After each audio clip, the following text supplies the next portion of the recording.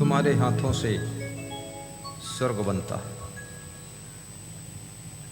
तुम जब गलतियां लगातार करते हो, स्वर्ग जैसा संसार भी नर्क बन जाता है।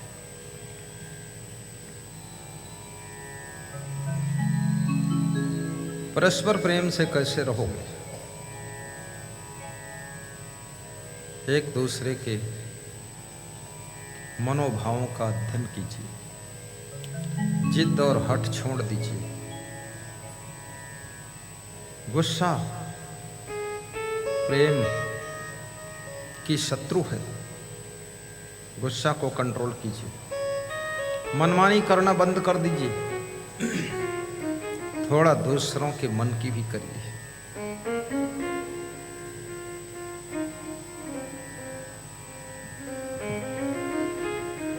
आलस्य को छोड़िए, जहां आलस्य रहता है वहां प्रेम टूट जाता है।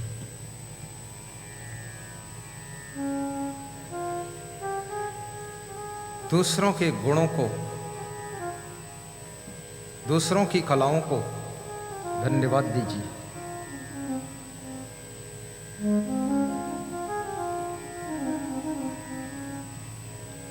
दूसरों को प्रोत्साहित भी कीजिए। परिवार में किसी एक को प्रमुख मान लीजिए। कबीर शोध संस्थान आश्रम सरखोर में कमिश्नर उत्तर प्रदेश के श्री एल वेंकटेश्वर लू साहब आए थे। मैं सबको डायरेक्शन दे रहा था, बता रहा था कौन कहाँ जाएगा, क्या करेगा, कैसे। तो उसी श्रृंखला में मैंने बताया कि लू साहब आश्रम में ही रहेंगे, रात्रि यहीं विश्राम करेंगे और कल सुबह यहाँ से प्रस्थान करेंगे। तो बैठे थे कुर्सी पर, तो ऐसे उचक गए, अरे मैं यही रहूँगा, कल तो आपका आदेश हुआ था आप चले गए। मैंने कहा आदेश चेंज हुआ, यही रहोगे। तो मेरे से कह रहे थे मैं जब आपके साथ रहूँगा तो लगता है कि आपके पूरे अनुशासन में रहना पड़ेगा।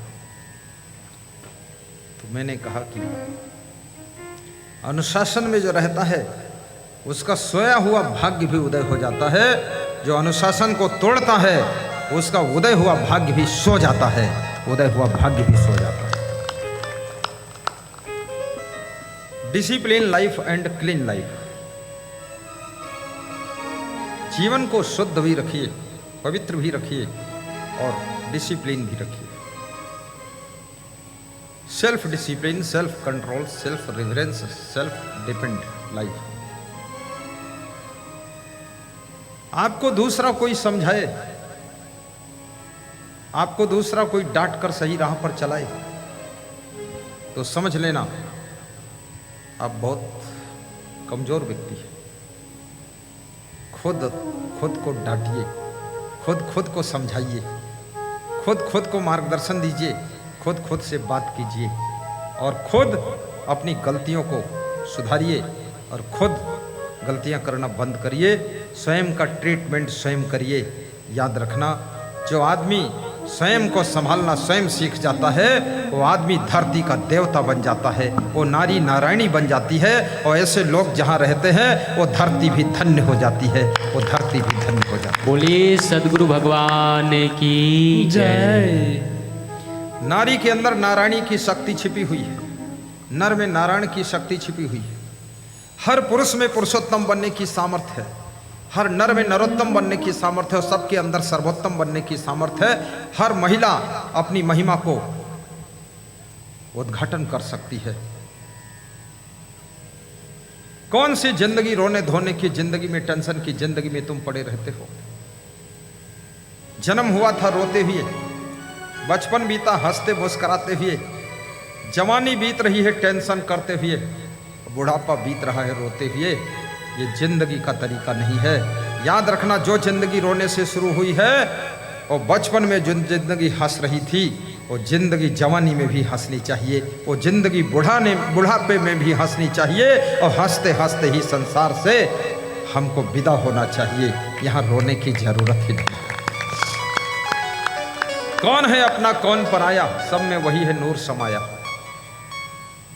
किसके साथ चालाकी करते हो, किसके साथ छल कपट कर रहे हो। जितना तुम दूसरों के साथ में छल कपट करते हो, तुम्हारा भाग्य बिगड़ता चला जाता है, प्रारब्ध बिगड़ती चली जाती है। और जितना तुम गम खाते चले जाते हो, उतना तुम्हारा प्रारब्ध प्रबल होता चला जाता है। अपने भाग्य के रचनाकार तुम स्वयं हो, क्यों चिंता करते हो इतनी। सोचिए और विचारिए, तुम्हारा भाग्य कमजोर नहीं है। कर्म की कलम से भाग्य को लिखिए और जो पाना चाहते हो प्राप्त कीजिए। उत्तिष्ठित जागृत प्राप्त वरान निबोधत क्षुरस्य धारा दुर्गम पथस्तत् कवयो वदन्ति। उठो जागो, हर मनुष्य सो रहा है। कोई नशा में सो रहा है, कोई मोह में सो रहा है, कोई लोभ में सो रहा है, कोई आलस्य में सो रहा है। शरीर की नींद केवल नींद नहीं है, काम क्रोध लोभ मोह की नींद बहुत बड़ी नींद है, जिसमें सोया हुआ इंसान इस संसार में, याद रखना, जिंदगी को बोझा बना लेता है। आपकी जिंदगी पूजा बननी चाहिए। आपा तजय हरि भजय नक्सिक तजय विकार। कबीर साहब कहते हैं, अहंकार को त्याग करो, मैं ही सब कुछ कर रहा हूँ ये अभिमान मत करो। हर कार्य में बहुत लोगों का योगदान होता है। इस कार्यक्रम में भी प्रताप दास, गुलाब दास, महत्तर दास, श्यामा दास, लंबोदर दास भांजा और बुआ जी के लड़के भी सहयोगी बने हुए। याद रखना, श्रोता आए हैं ये भी सब सहयोगी। वो महंत करण दास, कनक दास, क्या नाम उसका, जो कविता गा रहे थे, करण दास, वो बहुत सहयोगी वो भी है। एक कविता गा दिया, उसमें भी आनंद आ गया। हर अक्षर से कविता बनाई है महंत करण दास। बाकी मोगरा वाले, आशीर्वाद। बड़ा सौभाग्य है आपका जो ये सत्संग सुरा कछार की धरती पर संपन्न हो रहा है। किस्मत वाले हो तुम लोग, समय निकाल कर ध्यान से सुनना। मोबाइल के यूट्यूब में भी सत्संग का लाभ लेना।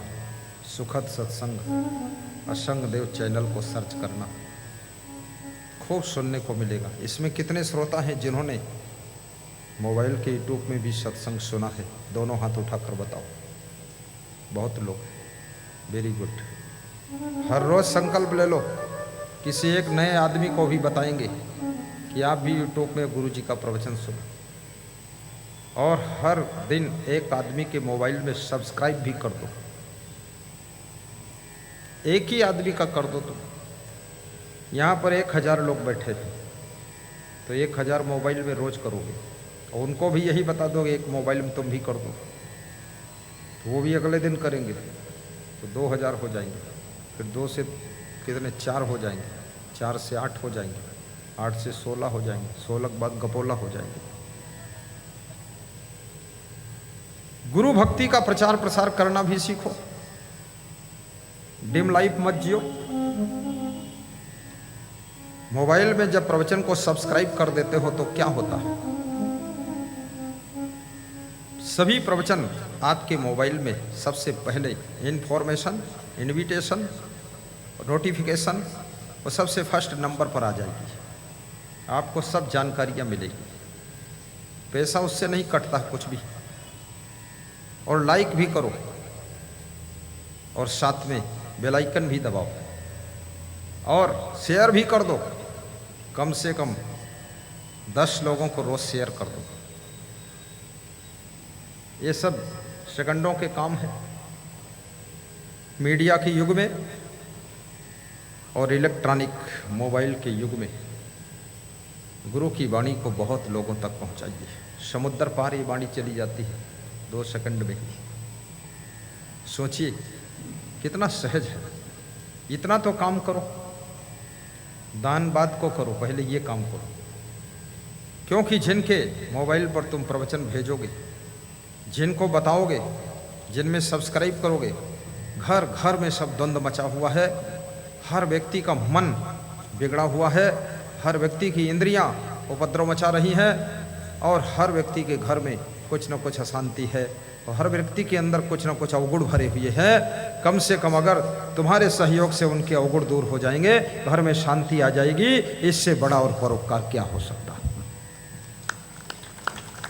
रोज एक आदमी के मोबाइल में सब्सक्राइब कर दो, डेली ये तुम्हें काम करना है। और रोज व्यास का दी निवेदन करेगी, शेयर भी कर दो और गुरु का गुणगान भी करो कि गुरु जी ऐसे हैं, वैसे हैं, कैसे हैं, जैसे हैं तैसे हैं, बताते रहो। सब्जी बेचने वाले सब्जी का गुणगान करते हैं कि टमाटर बहुत अच्छा है, लाल रंग का टमाटर है, पका टमाटर है, बहुत ताकतवर टमाटर है, आइए खरीदिए। टमाटर से भी गुरु का गिरा गुजरा है, तुम भी बता दो हमारा गुरु टमाटर से भी अच्छा है।